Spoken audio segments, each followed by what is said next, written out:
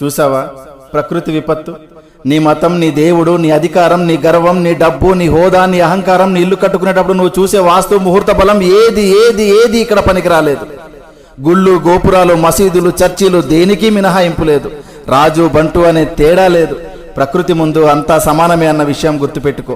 వాస్తవానికి ఒక పేదవాడు ఇల్లు కూలితే మహా అయితే చిన్న చిన్న గాయాలు మాత్రమే. అదే ధనవంతుడు ఇల్లు కూలితే కనీసం శవం కూడా దొరకదు. ఇది గుర్తుపెట్టుకో. గట్టిగా బతికితే మహా అయితే 100 ఏళ్ళు, అందులో రాత్రి రూపంలో 50 ఏళ్ళు పోతుంది. మిగిలిన 50 ఏళ్లలో ఏమీ తెలియని పసితనం అంటే బాల్యంలో 10 ఏళ్ళు గడిచిపోతుంది.